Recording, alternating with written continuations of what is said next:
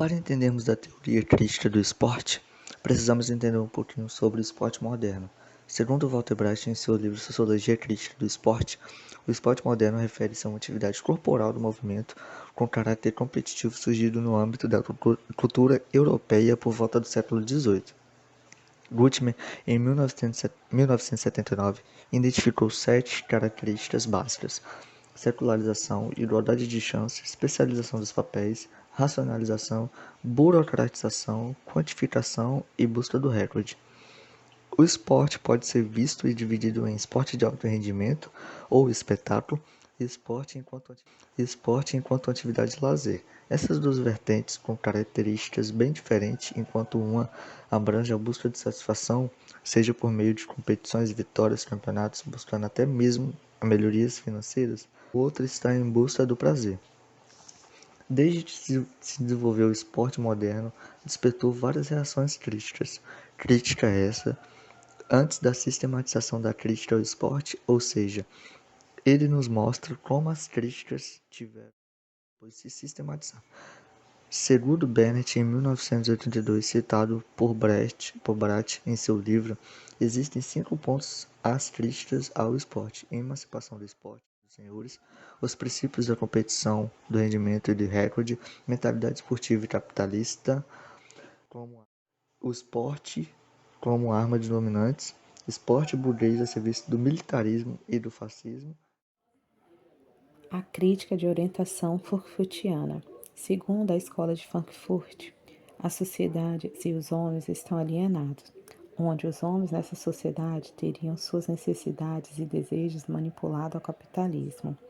O esporte não é visto como lazer, e sim como trabalho, pois se torna esporte de alto rendimento, onde tende a ter disciplina, autoridade, concorrência, rendimento, racionalidade técnica, organização e burocratização. O esporte de alto rendimento é trabalho, e trabalho na sociedade capitalismo é trabalho alienado. O marxismo ortodoxo é um debate sobre esporte e trabalho, vertente com base teórica no materialismo histórico. O esporte, nossa perspectiva de análise, é considerado tempo livre e lazer.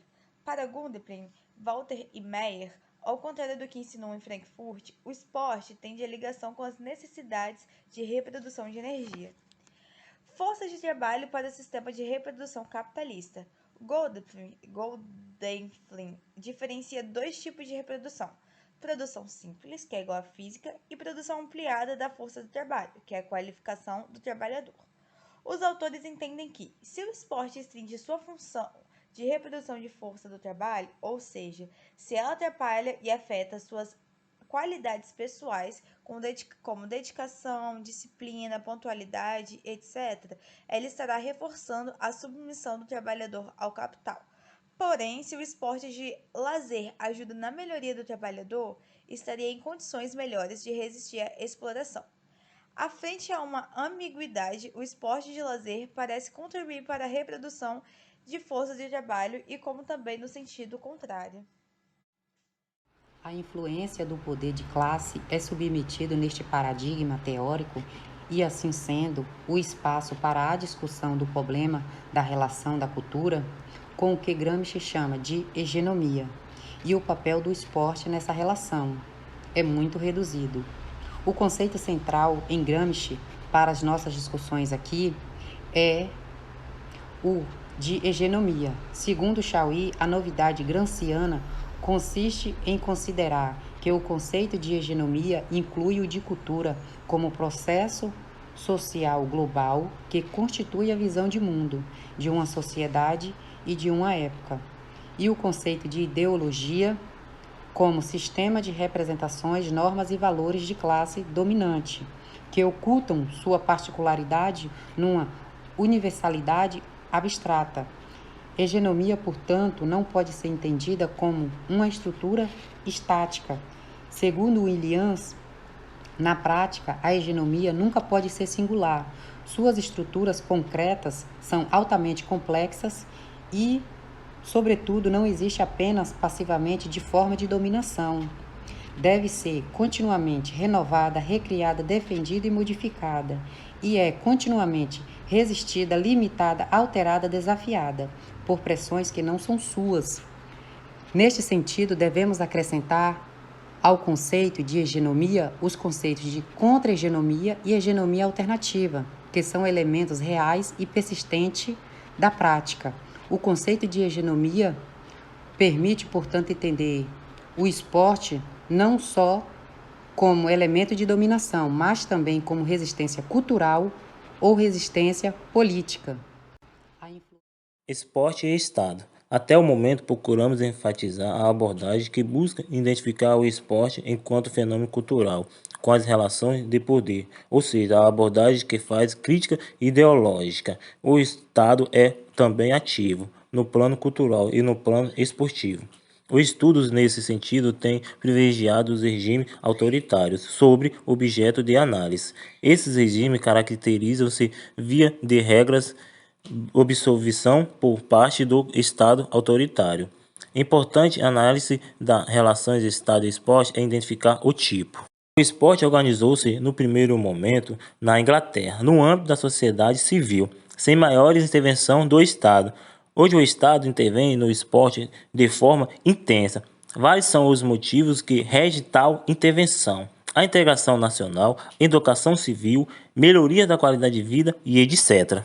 A partir da perspectiva marxista, o que nós denominamos hoje de Estado é um produto da forma societária capitalista burguesa. Segundo Freytag, para o momento da intervenção estatal no Brasil, precisa-se levar em consideração a política sócio-brasileira. Segundo Vasconcelos, em 1988, o Estado capitalista é atravessado pelas contradições de classes. Exemplo, no Brasil, durante a ditadura, o esporte foi bem incentivado, ao contrário da arte. O esporte não tinha nenhuma função de conhecimento, segundo Frank. Esporte, Estado e cultura. Na ordem de prioridade, o esporte não ocupa um lugar em destaque no cenário do Estado, nas ações do poder público, embora não sendo importante, mas como prioridade não significa ignorá-lo por completo. O Estado vai sim ter a sua responsabilidade dentro do esporte. Para o Winkler, um estudioso em 1985, o esporte é essencial e necessário para a representação nacional, para elevar o nome do Estado, elevar o nome da nação, para a manutenção, para a saúde, a melhora da saúde da população, reabilitação e melhoria na qualidade de vida das pessoas. Já Onemonde, em 1972, mais de uma década atrás, os motivos da intervenção do Estado seria para a manutenção da ordem pública, para manter o poder ainda na mão do Estado, a melhoria das condições de atividade do trabalho dessas pessoas e também o prestígio nacional, elevar o nome do Estado, elevar o nome do país. Já para Reynold, em 1986, o estudo da relação Estado-esporte nos países desenvolvidos, ele pontuou cinco questões: a construção da nação, a integração social, a defesa, higiene e saúde, a política social, e todos eles reconhecem que o reconhecimento internacional é de extrema importância.